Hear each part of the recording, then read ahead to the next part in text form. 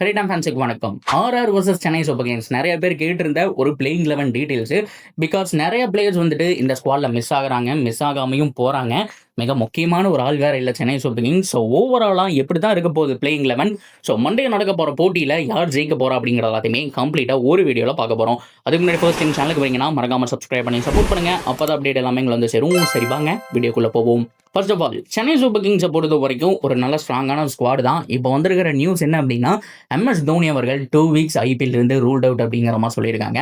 அவருடைய கணுக்காலில் இன்ஜுரி அப்படிங்கிறதுனால அவர் விளையாட மாட்டார். ஸோ சிஎஸ்கேக்கு அட்வான்டேஜா டிஸ்அட்வான்டேஜான்னு கேட்டால் அஃப்கோர்ஸ் வந்துட்டு ஒரு விளாண்டாலும் ஃபீல்டில் அட்வைஸ் பண்ண போகிறது கிடையாது. ருத்து கிட்ட முழு பொறுப்பை ஒப்படைச்சிட்டாரு. ஸோ வெளியிலிருந்து ஏதாவது தேவைப்பட்ட ஒரு இன்ஃபர்மேஷன்ஸ் அப்படிங்கிறது கொடுக்கலாம். ஸோ மற்றபடி சிஎஸ்கேக்கு எந்த விதமான பாதிப்பும் கிடையாது. அவர் இல்லாதனால ஆக்சுவலாக என்ன ஒரு பெனிஃபிட் அப்படின்னா, இப்போ தோனி அவர்கள் இருந்தால் ஒரு விக்கெட் கீப்பிங் பேட்ஸ்மேனாக ஆடுவார் இல்லையா. ஸோ இப்போ சஞ்சு இருக்காரு, உருவில் இருக்காரு, சர்ஃப்ராஸ் கான் இருக்காரு. 3 பேரில் கண்டிப்பாக யாரோ ஒருத்தர் பிளேயிங் 11ல் இருக்க போகிறாங்க. அவங்க தான் விக்கெட் கீப்பிங் சூப்பராக பண்ண போகிறாங்க. ஸோ அவருடைய பிளேயர்ஸையும் நிரப்பியாச்சு. இன்னி என்ன அப்படின்னா, ஒரு ராமகிருஷ்ணா கோஸ் மாதிரியான ஒரு பவுலிங் ஆல்ரவுண்டர், பேட்டிங் ஆல்ரவுண்டர், இந்த மாதிரியான பிளேயர்ஸுக்கு பார்த்தோம் அப்படின்னா அந்த இடத்துல சான்ஸ் கிடைக்கிறதுனால சிஎஸ்கேக்கு எக்ஸ்ட்ரா ஒரு பவுலிங் ஆப்ஷன் கூட கிடைக்குது. ஒரு நல்ல விஷயம் கைஸ் உண்மையாலுமே. ஸோ அஃப்கோர்ஸ் தோனி அவர்களை நம்ம மிஸ் பண்ண போகிறோம். இதெல்லாமே இருந்தாலுமே சிஎஸ்கேக்கு ஓரளவுக்கு நான் அட்வான்டேஜ் அப்படிங்கிற மாதிரி தான் சொல்வேன். எக்ஸ்ட்ரா ஒரு ஆப்ஷனோட போகிறாங்க, ஆல்ரவுண்டர் ஆப்ஷனோட போகிறாங்க அப்படிங்கிறதுனால. சரி ஓகே, ராஜஸ்தான் பொறுத்த வரைக்கும் அவங்களும் ஓரளவுக்கு தரமான ஸ்குவாட் வச்சிருக்காங்க. ஸோ ஓவராலாக அவங்க கிட்ட எந்தெந்த பிளேயர்ஸ் இருக்கிறாங்க, பிளேயிங் 11 எப்படி இருக்க போகுதுன்னு பார்த்துடலாமா. பிகாஸ் ஆர்ஆரில் தான் நடக்கிறாங்க அப்படிங்கிறதுனால அவங்களுடைய 11 ஃபர்ஸ்ட் பார்த்துருவோம். ஸோ வைபவ் சூரியவன்சி அண்ட் ஜெய்ஸ்வால் 2 பேர் தான் பாஸ் அப்படின்னா ஓப்பனிங் இறங்க போகிறாங்க. 1 டவுனில் வந்துட்டு ரியான் பராக் வரலாம். ஸோ நம்பர் 4ல் Shimron Hetmyer, number 5 Dhruv Jurel, number 6ல் Ravindra Singh Jadeja, number 7 Sam Curran. But இருந்தாலுமே அவருடைய அவைலபிலிட்டி இதெல்லாமே பார்க்கணும். ஸோ அவருக்கு பதிலாக டானவன் ஃபெரேராவை கூட ஆட வைக்கலாம் அப்படின்னு நான் நினைக்கிறேன். சாம் கரன் ஆர் டானவன் ஃபெரேரா. ஸோ 2 பேரில் யார் இருக்காங்களோ அவங்கள பொறுத்த வரைக்கும். நம்பர் 8 வந்துட்டு ஜோஃப்ரா ஆர்ச்சர். நம்பர் 9 வந்துட்டு பிஸ்னாய், ஒரு ஸ்பின்னர் அப்படிங்கிறது வேணும்.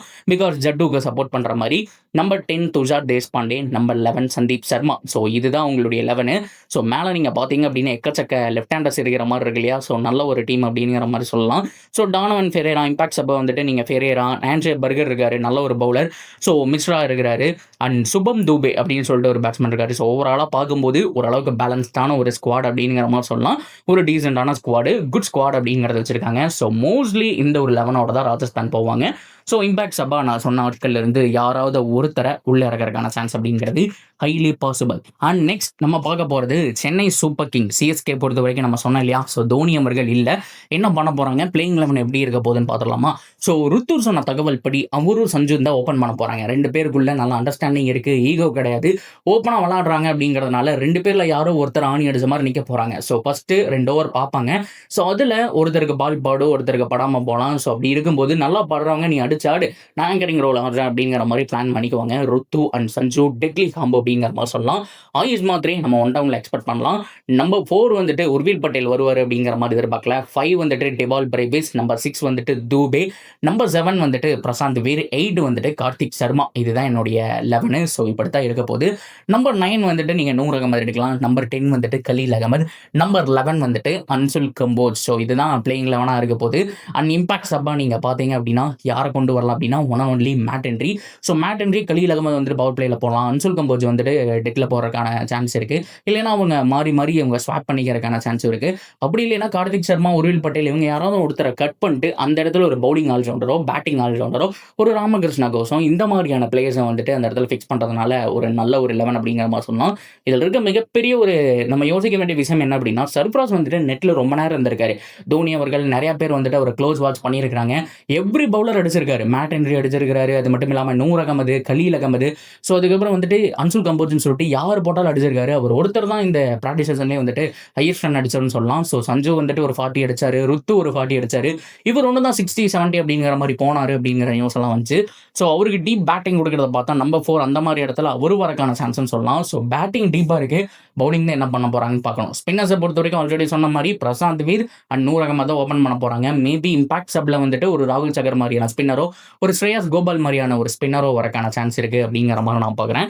சிஎஸ்கே உடைய 11 இன்னும் 100% கன்ஃபார்ம் ஆகல அப்படிங்கிற மாரி தான் நான் சொல்லுவேன். ருத்ராஜ் ஒரு குழப்பி விட்டு போயிட்டாரு. நானும் சஞ்சு தான் ஓப்பன் பண்ணணும் அப்படின்னோனே அங்கேயே கொலாப்ஸ் ஆயிடுச்சு. அப்ப ஆயுஷ் மாத்திரையும் ஒன் டவுன்ல எப்படி ஆட போறாருன்னு தோணுது. அப்புறம் நம்பர் 4ல யார் வரப்போறாருன்னு தோணுது. அண்ட் டெவால் பிரேவிஸ் பையான்னு தோணுது. அப்புறம் தூவேயோட 6, 7ல தான் வருவாராங்கிற மாரி தோணுது. இப்போ தோனியும் இல்ல அப்படி இல்லையா? ஸோ அந்த இடத்துல வந்துட்டு யார் வந்து டவுன் ஆர்டர்ல ஆட போறாங்கங்கிற மாரி பல கன்ஃப்யூஷனோட இருக்க தான் போகுது.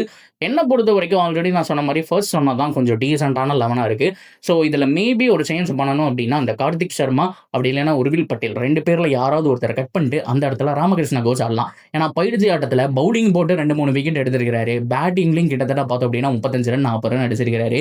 அண்ட் டொமஸ்டிக் கரியர் செமையா இருந்திருக்கு. ஏகப்பட்ட இடத்துல டெத் ஓவர் போட்டு அவர் வந்துட்டு அந்த கண்டெயின் பண்ணியிருக்காரு ரன்ஸ் அப்படிங்கிற மாதிரி சொல்லி ஆகணும். ஸோ அப்படியெல்லாம் நம்ம பார்க்கும்போது Ramakrishna Ghosh one of the best allrounder in CSK lineup அப்படிங்கிற மாதிரி தாராளமாக நம்ம சொல்லலாம். ஸோ அவருக்கு சான்ஸ் கிடைச்சா ஐ எம் ஹாப்பி. அது மட்டும் இல்லாமல் நிறைய பேர் எக்ஸ்பெக்ட் பண்ணிருக்காங்க. அடுத்த பாண்டியா இதெல்லாமே ஒரு பக்கம் இருக்கட்டும். அவர்கிட்ட அந்த பொட்டன்ஷியல் இருக்கு அப்படிங்கிறதுனால யாராவது ஒருத்தர் சாக்ரிஃபைஸ் பண்ணி அவர் ஆட வைக்கிறதுனால எக்ஸ்ட்ரா ஒரு பவுலிங் ஆப்ஷன், அதாவது Matt Henry, Anshul Kamboj, Khaleel Ahmed and Ramakrishna கோஸ்ன்னு சொல்லிட்டு 4 ஃபாஸ்ட் பவுலிங் ஆப்ஷன். தூபே வந்துட்டு 5ஆவதா ஒரு பார்ட் டைம் பவுலருங்கிற மாதிரி வச்சுக்கலாம்.